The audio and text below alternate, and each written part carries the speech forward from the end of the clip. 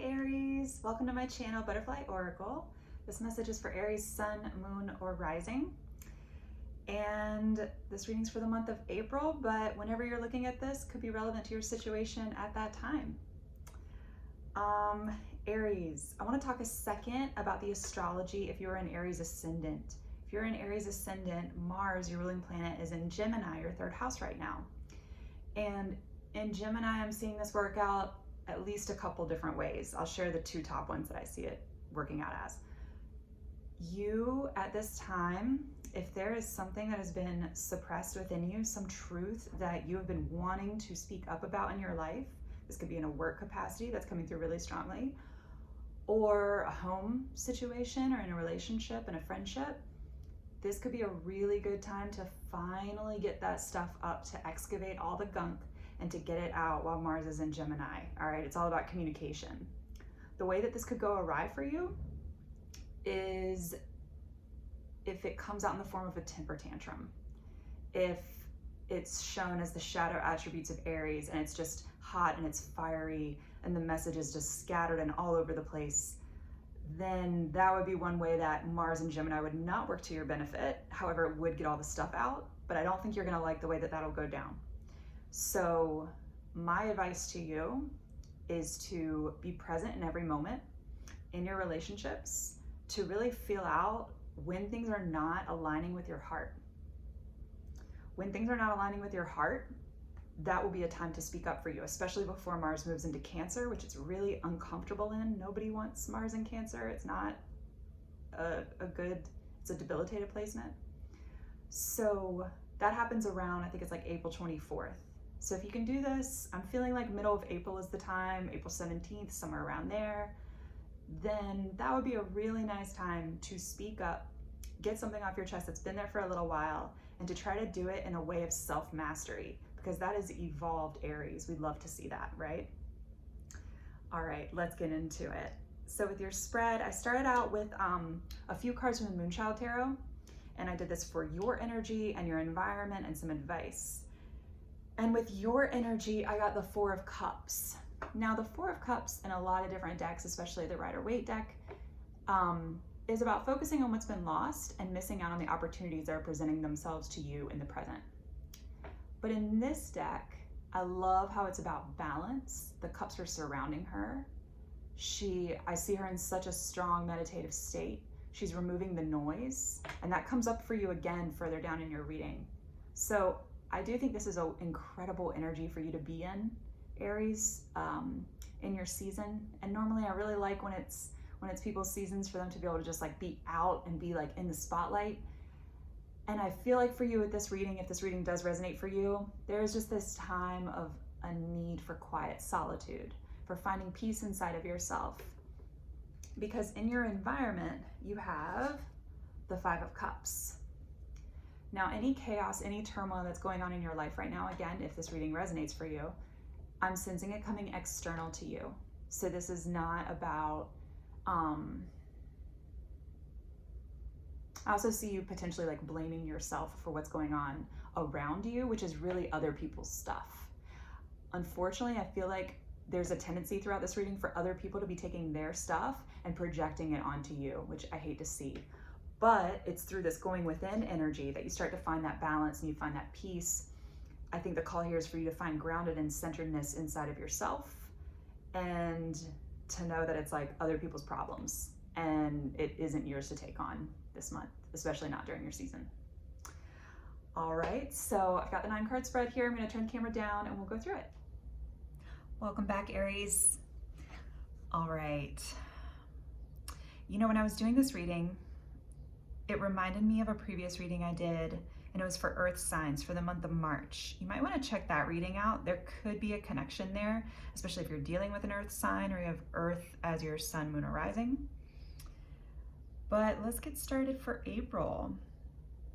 I want to talk about the bottom of the deck for the Moonchild Oracle, where we spoke about your energy, the Four of Cups, and your environment, the Five of Cups, which again, I really see this as like other people's problems. This doesn't concern you, but I get the sense that people are trying to put these problems onto you, which we'll get into in the reading. But at the bottom of that deck, you had the Emperor show up, which I loved seeing because that's you and your glory. That's you and your energy during your season. And underneath that, you had the King of Wands, also you. So I love that because I do think you have clarity and insight, which is within you, regardless of the nonsense that's going on in your environment. And as you can see on the bottom of the Rider-Waite deck, you got the Temperance card. So another calling here to balance yourself, to go within, maybe get out in nature, and to balance your heart and your mind. I also see this as a message of patience and peace. So maybe there's a call now too to have patience with people in your environment. Either way, again, not your problem. Whatever is going on. Okay, started the reading, Page of Wands. This is you. I see you being super inspired at the start of April. Perhaps there's a new creative passion, creative project that you're working on, that book you want to write, a program you want to launch, something you just started designing or even painting or something like that. And it has you in your element, feeling so, so good. And I love the Page of Wands because he's just so like, there's a pride, like a healthy pride about the Page of Wands that like we don't see in like the Page of Swords, for example. But the Page of Wands, there's just a little bit more of this like regalness. There's an understanding of inherent worth. And I'm not talking about like excessive ego and, you know, the flip side of that pride, but just an understanding of being really true to the essence of who you are at your core and being in touch with that sacral chakra, creative energy, that which inspires you, and starting out your month strong in that place. And two messages here with the Seven of Wands. I really see this as other people. I see people unnecessarily getting defensive with you, feeling some need to like work in their best interest or do something for their own betterment that actually doesn't even serve you or involve you. But for whatever reason, they're present, and again, they're in your environment. So they could be in the periphery. Whatever is happening, this energy does not need to damage your creative fire, your creative spark. And another thing I noticed when I was pulling the cards and shuffling for this reading is that it's really strong fire energy. So you're wanting to move forward. You're wanting to get the ball rolling on these projects that possibly you just had in your mind. Like maybe in Pisces season, you were doing a lot of the creative behind the scenes work. You were doing a lot of that side of manifestation where you're just sitting in meditation. You're allowing the ideas to come to you. Maybe you're even like journaling about them, sketching them out, writing them down, but you weren't in a phase of creation yet. And with April, you get to be in that phase of creation, which is so exciting, so yummy. And I do see also in your environment the possibility of someone else seeing that spark and that fire within you, loving what they're seeing and offering you a new opportunity, Ace of Wands. So there definitely could be something else in your environment. I don't see this being a person you know. This could be a company coming forward and aligning with you, with your vision, with your goals. There's some aspect of what you bring to the table that I feel like if you're putting that out into the spotlight, they will come. Like they will like arrive at your door, show up in your inbox. Maybe you receive a phone call, or maybe this is through an acquaintance, a friend of a friend, like a couple degrees of separation, or someone stumbles upon your like LinkedIn account. There's just so many ways that this could all like come together. But for you, Aries, I'm really seeing that when you shine your light, especially the start of this month, that, or the start of when you're watching this reading, that Ace of Wands comes to you and you're facing it. So whatever is going on, the pettiness and the Seven of Wands in your periphery, like let that go. Let them fight that battle on that hilltop like by themselves. It just really doesn't concern you, whatever it is. That's the sense that I'm getting. It's just not, what's that phrase? Not my circus, not my monkeys. Like it's just not for you, not for you. And there will likely be some shift taking place. The Tower. I'm sensing that this has to do with your environment, possibly the people we were just speaking about. This could be a physical move. This could just be a change in your home life. And I don't mean to make it sound so flippant, because it could be a big deal. And it could, this is like one of two ways, right? It could make you really defensive with the Nine of Wands. It could make you scared. It could even strike up against some really old trauma. There might be something here that I'm getting like abandonment wounds, like something might come up around like abandonment. But your advice and the other side of that coin, which you can choose to take at any time, is to go inside, to find your grounding and your stability inside of yourself, which we all are capable of doing, thankfully, and getting into that high priestess energy. And again, going back to the beginning of this reading with that Four of Cups.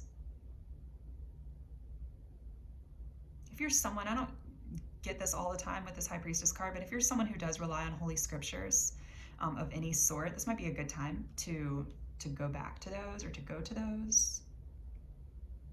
I think you might find a lot of peace in that.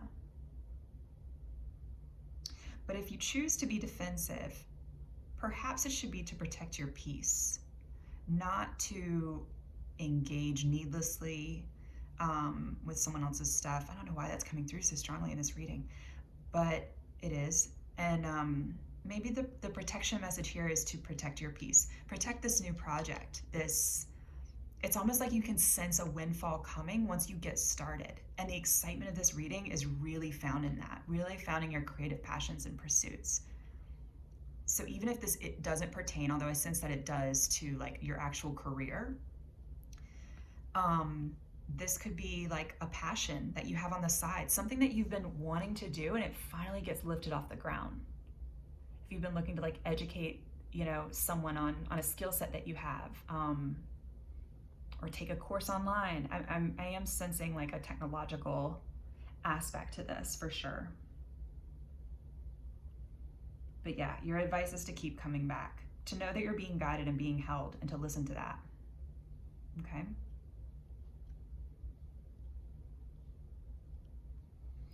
And Page of Swords, a couple different messages with this card. This is also reiterating standing up for one's truth and peace. I love the Page of Swords energy because it always indicates movement. Everything going on behind. See how the clouds are like going everywhere? There's like these birds that are going by. The trees are like getting like blown about by the wind. But the Page of Swords is like firmly on that ground, like standing on top of that hill. And that's the other thing. The other ones are not on top of hills. Like all the pages are on flat ground except the Page of Swords. And so there is a defensiveness with this card, but I don't see it, even though it can be a young energy, I don't actually see it as like a childish energy. I see it as like speaking one's truth, being really clear and concise. And in that, you bring peace to yourself. You bring yourself inner peace by getting it out, right?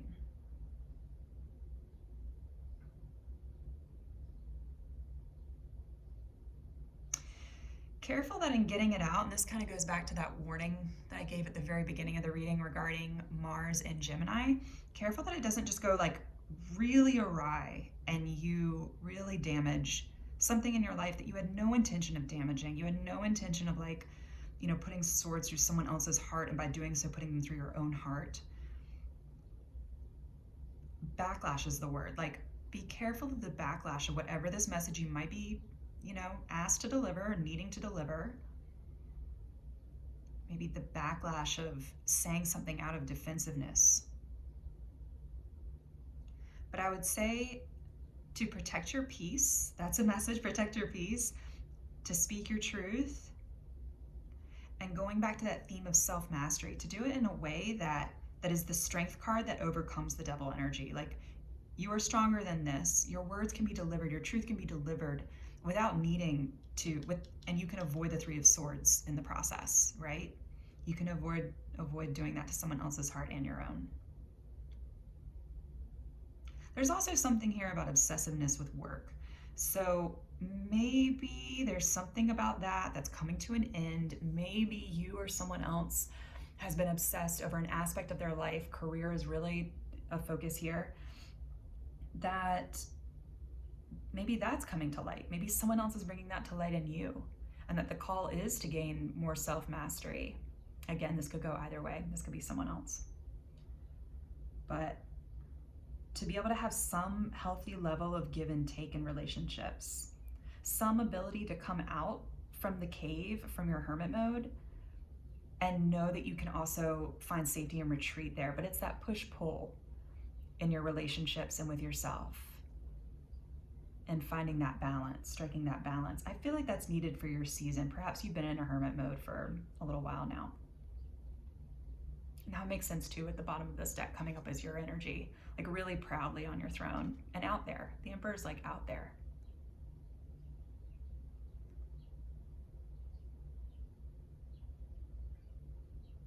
Now getting into that Five of Cups, I really see this as like someone else's turmoil. This is the environment.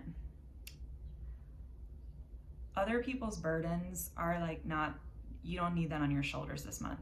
I mean, not really ever, but you really don't need it this month. So I would say to listen, but don't feel a need to take this on as a burden of yours. And speak your truth clearly and calmly. Now in your advice, I pulled 2 cards around that from the Moonchild deck. You got Knight of Pentacles and the Lovers. So here, there is an indication here, you know, it's interesting. Did you get any Pentacles? You didn't get any Pentacles in the reading anywhere else. And the Knight of Pentacles is my slow and steady wins the race card. So especially if it's this creative passion that you're doing, know that the results might not come in overnight. This Ace of Wands might be a wonderful offer and something that's like an accolade. It provides you with a sense of joy and fulfillment that you're on the right track. But this is almost indicating the Knight of Pentacles that to keep going, that in a year's time of continuing to put the work in, maybe it's in like overtime, you know, like whatever you're doing for your career. Like I said, this could be in addition to that. This is maybe a side project, a side passion. Then that will reap different rewards over time. But to take it like slow and steady, to be measured, to be calculated. You know, the Knight of Pentacles isn't very risky, but he's the one who becomes the most steady, the King of Pentacles. And then the Lovers, I'm seeing this as a union with yourself. You know, we didn't talk about love too much in this reading, but that could definitely be like, this could go a couple different ways. The first way, I'm seeing this as 2 messages coming together of finding your sense of balance inside of yourself. Once again, that message is coming through, as well as moving steadily towards that which makes your heart like just on fire, that which aligns with your inner passion and your joy. Perhaps for like 10 years or so, you've been neglecting some part of yourself, which is creative, some part of yourself, which is more vulnerable. And maybe you've put that on the back burner. And this coming out in your advice is saying, go after it. Like put the work in. You don't have to like, you know, forcefully do it. The Knight of Pentacles, like I said, is really calculated and measured. But with the Lovers, it's aligned with that, you know, passionate energy. This could also be through a form of communication. Like I said, if you're writing a book, if you're writing something, the Lovers is the card of Gemini. You could be connecting with a Gemini. This could be indicating like take some, you know, some steps forward in love, but not to do anything hasty. I love that it's the Knight of Pentacles as a love message here too, instead of like the Knight of Wands, even though, you know, that can also be just a passionate energy. But this is something that like stands the test of time, that you could be working towards, or you could be wanting to work towards.